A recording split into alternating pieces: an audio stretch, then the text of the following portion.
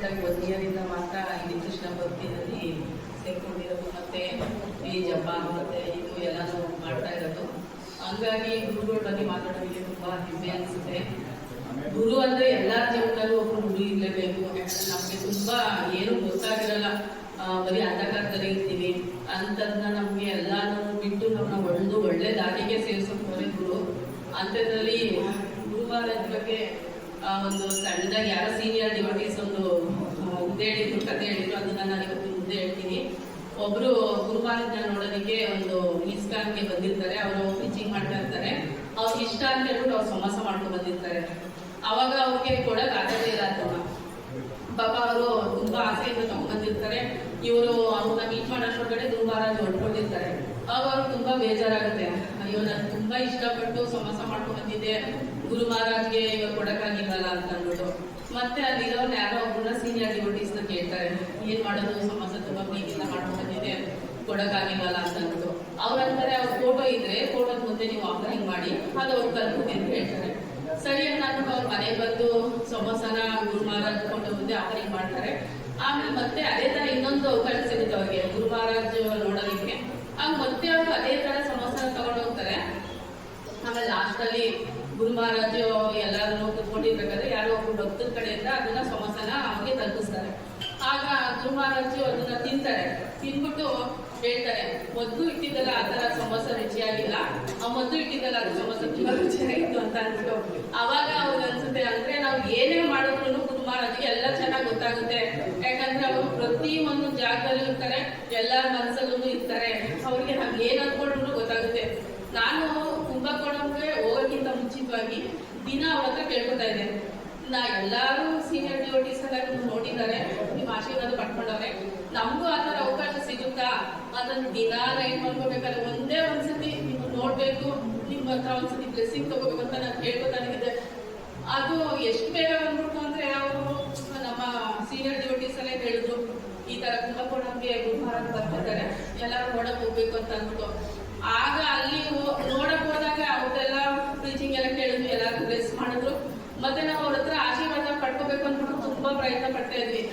ಆದ್ರೆ ಅವ್ರು ಮುಂಚಿತವಾಗೆಲ್ಲ ಹೊರಟೋಗ್ಬಿಟ್ರು. ಆಮೇಲೆ ಅಯ್ಯೋ ನಾವು ಇವತ್ತು ಗುರು ಮಹಾರಾಜ್ ಹತ್ರ ಆಶೀರ್ವಾದ ಪಡ್ಕೊಳಕ್ ಆಗಲ್ಲ, ಇಷ್ಟೇನೆ ಅಂತ ಅನ್ಕೊಂಡಿದ್ವಿ. ಆಮೇಲೆ ಮತ್ತೆ ಆ ಬಿಸಿಲಲ್ಲಿ ಎಲ್ಲಾರು ಓಡಿದ್ವಿ, ಇರೋರೆಲ್ಲ ಗುರು ಮಹಾರಾಜ್ ಹತ್ರ. ಆಮೇಲೆ ಅಲ್ಲಿ ಹೋಗಿ ಅವ್ರ ಹತ್ರ ಎಲ್ಲ ಬ್ಲೆಸ್ಸಿಂಗ್ ತಗೊಂಡ್ವಿ. ಆ ಒಂದು ಕ್ಷಣನ ಮರೆಯಕ್ಕೆ ಆಗಲ್ಲ. ಅವರು ತುಂಬಾ ಬ್ಲೆಸ್ಸಿಂಗು ನಮ್ಗೆಲ್ಲ ಏನಪ್ಪಾ ಅಂದ್ರೆ ಅವಾಗ ಬರೀ 10 ರೌಂಡ್ 12 ರೌಂಡ್ ಮಾಡ್ತಿದ್ವಿ. ಇವಾಗ 16 ರೌಂಡ್ ಮಾಡ್ತಾರೆ, ಜಪ ಮಾಡ್ತಾ ಇದ್ದೀವಿ. ಇದು ಏನಪ್ಪಾ ಅಂದ್ರೆ ನಮ್ಮ ಗುರು ಮಹಾರಾಜ್ಗೆ ವ್ಯಾಸ ಪೂಜೆಗೆ ಏನನ್ನ ನಾವು ವರ್ತಿಸ್ಬೇಕು ಅಂದ್ರೆ, ಪ್ರತಿಯೊಬ್ಬರು ಡಿವೋಟೀಸ್ನು ಬರೀ ವಿದ್ಯಾರ್ಥಿಗಳ ತರ ಇರಬಾರ್ದು, ಎಲ್ಲಾರು ಗುರುಗಳಾಗಬೇಕು. ಪ್ರತಿಯೊಬ್ರು ಕೃಷ್ಣ ಭಕ್ತಿನ ಪ್ರತಿಯೊಬ್ಬರಿಗೂ ಎಲ್ಲಾರು ಸಾಕ್ಬೇಕು. ಅದೇ ನಾವು ವ್ಯಾಸ ಪೂಜೆಯಲ್ಲಿ ನಮ್ಮ ಗುರು ಮಹಾರಾಜ್ಗೆ ನಾವು ನಮ್ಮ ಕಡೆಯಿಂದ ಕೊಡುವಂತ ಬಿದ್ದು. ಹರೇ ಕೃಷ್ಣ.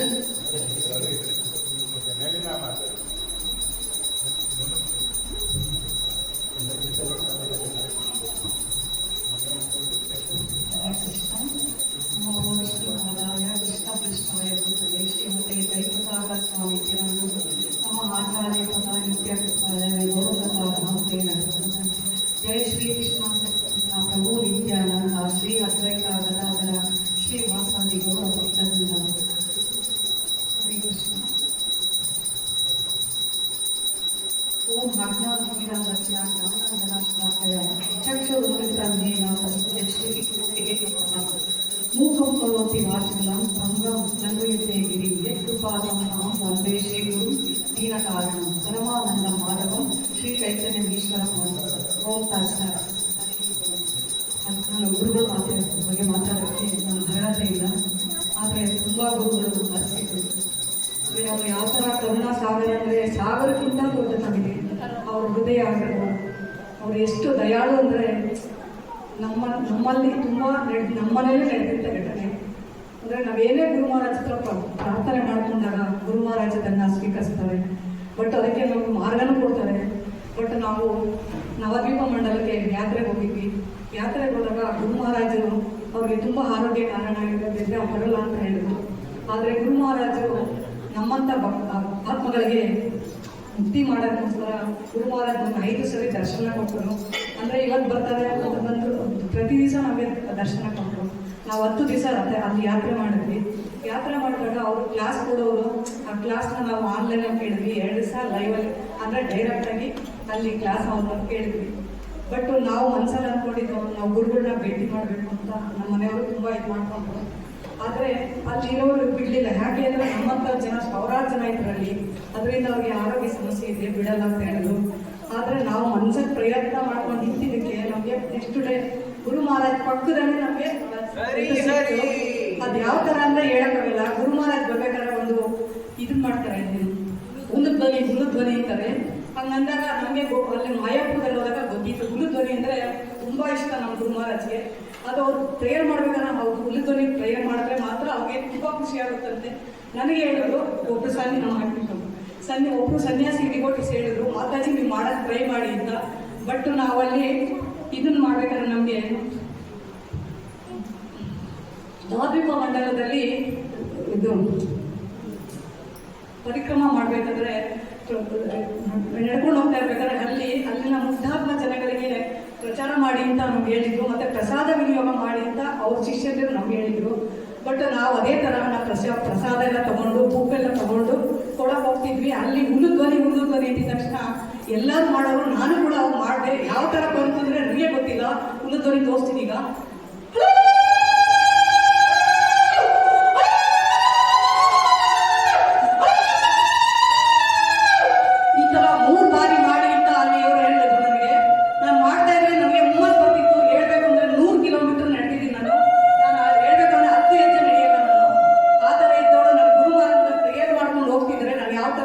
ಮಾಡಿದೆ ಅಂತ ಗೊತ್ತಿಲ್ಲ. ನನಗೆ ಸೇವೆ ಸಿಕ್ಕಿತ್ತಲ್ಲಿ, ಅಂದರೆ ಕ್ಲೀನ್ ಮಾಡ್ಕೊಳ್ಳೋದಂತ ಸೇವೆ ಸಿಕ್ಕಿತ್ತು. ಅದನ್ನ ಜಾಡು ಸೇವೆ ಅಂತ ಹೇಳ್ತೀವಿ. ಆ ಜಾಡು ಸೇವೆ ಮಾಡಬೇಕಾದ್ರೆ ನಾವು ಯಾವ ಥರ ನರ್ತನೆ ಮಾಡಿದ್ವಿ ನಮಗೆ ಗೊತ್ತಿಲ್ಲ. ಮತ್ತೆ ಹೇಳಬೇಕು ಅಂದರೆ ರೋಡಲ್ಲಿ ನಡೆಯೋಕ್ಕಾಗದಷ್ಟು ಬಿಸಿಲು, ಮತ್ತೆ ಟಾರ್ ಹಾಕಿದ್ದಾರೆ. ಕಾಲಿಟ್ಟರೆ ಕಾಲು ಒಳಗಡೆ ಕಲ್ಗಳು ಹೋಗ್ತಾ ಇತ್ತು, ಅಷ್ಟು ಕಷ್ಟಪಟ್ಟಿದೆ. ಆದರೆ ಆದ್ರೂ ನಾವು ಗುರು ಮಹಾರಾಜ್ ನೆನೆಸ್ಕೊಂಡಿದ್ದ ತಕ್ಷಣ ನಮ್ಗೆ ಏನು ಗೊತ್ತಾಗ್ದಾಗೆ ಹೋಗ್ತಿದ್ವಿ. ಬಟ್ ಸಾಯಂಕಾಲ ಬಂದು ನಾವು ಅಲ್ಲಿ ಸ್ವಲ್ಪ ಪ್ರಸಾದ ತಗೊಂಡಿದ್ದಾಗೆ ಮತ್ತೆ ಚೈತನ್ಯ ಬರ್ತಾ ಇತ್ತು. ಯಾವ ಥರ ಅಂತ ಗೊತ್ತಿಲ್ಲ.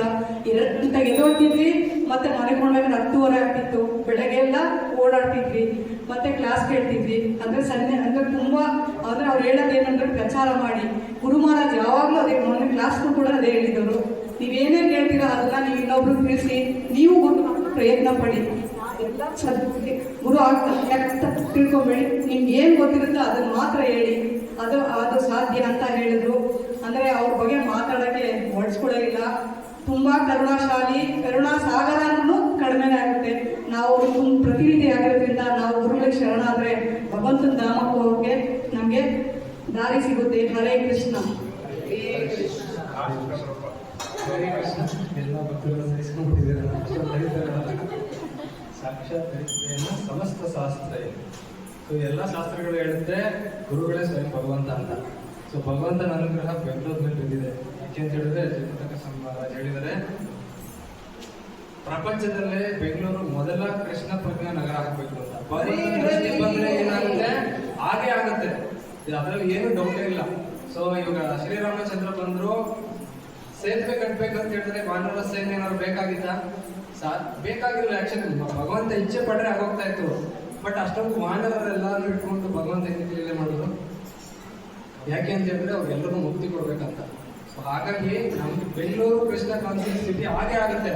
ಸೊ ಆದ್ರೆ ನಾನು ಎಷ್ಟು ತೊಡಸ್ಕೊಳ್ತೀನಿ ಅದು ಬಹಳ ಮುಖ್ಯ. ಸೊ ನಾವು ವ್ಯಾಸ ಪೂಜೆ ಆಗಿದೆ, ಗುರು ಮಹಾರಾಜ್ ಏನಾದ್ರು ನಾವು ಅವ್ರಿಗೆ ಇಷ್ಟ ಆಗೋ ಥರ ಏನಾದ್ರು ಮಾಡ್ಬೇಕಂತ ಹೇಳಿದ್ರೆ ನಾನು ಕೃಷ್ಣ ಪ್ರಜ್ಞೆನ ನಾನು ಆಚರಣೆ ಮಾಡಬೇಕು, ಮತ್ತು ಅದನ್ನೇ ಪ್ರಚಾರ ಮಾಡಬೇಕು. ಶ್ರೀ ಜಯಪ್ರಕಾಶ ಮಹಾರಾಜ್ ಕಿ ಹರೇ ಕೃಷ್ಣ.